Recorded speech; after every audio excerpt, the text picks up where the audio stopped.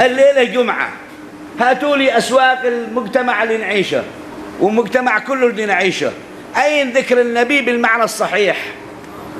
أين أثر التربية اللي بيخرج به الإنسان وعينه تدمع وقلبه يخشع ويصلي على النبي وهو مرتاح ويمتلئ خاطره بنورانية الإيمان؟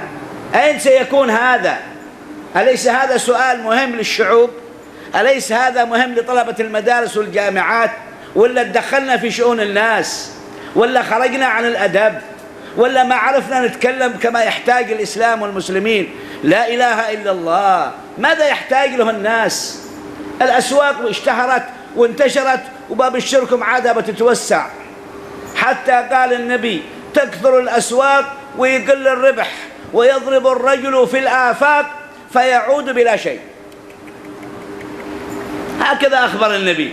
النبي ما عاش زمن الأسواق الكبيرة اللي ترونها، لكن أخبر النبي إنها بتكون، وستشارك المرأة الرجل، بتشاركوا في التجارة وبتشاركوا في الدنيا وبتشاركوا في كل موقع. ونحن ما جئنا بكلام ضد أحد، نحن نريد ننقذ الناس كلها لأجل يرتبطوا بالنبي محمد.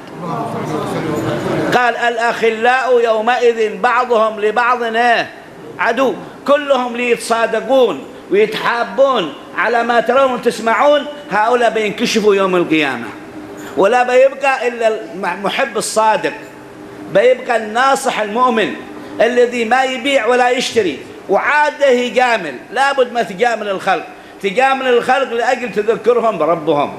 دنيا تافهة، دنيا ما تساوي عند الله جناح بعوضة إلا إذا دعتك لخير، كما ورد في الحديث الدنيا ملعونة ملعون ما فيها إلا ذكر الله وما والاه أو عالما أو متعلما. عد حد يسمع هذا الكلام؟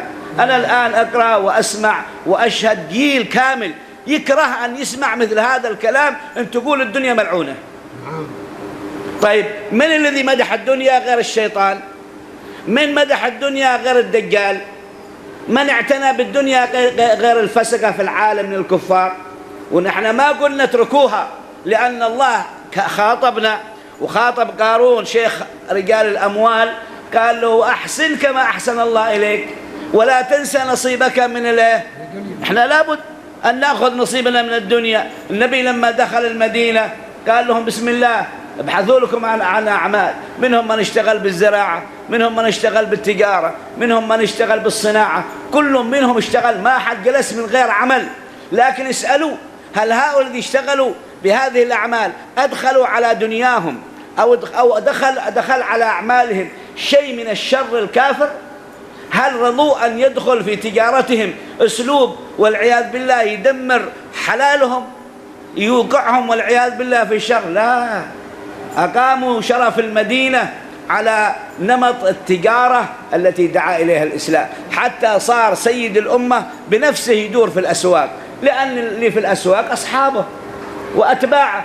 جاءوا وجد واحد منهم ممن شغلته الدنيا فدخل إلى دكانه فوجدوا يبيع الطعام، فأدخل النبي يده في داخل الطعام، قال له ما هذا؟ أخرج شيء من الطعام المبلول تحت. قال يا رسول الله أصابته السماء، يعني أصابه المطر. قال له تغش الناس، تغطي المال الحب المبلول والطعام المبلول بالطعام الجاف؟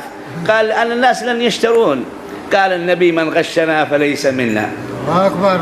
الآن انزلوا أسواق زمانكم، الكرتون من الخارج مكتوب بضاعة أصلية ومن الداخل تقليد.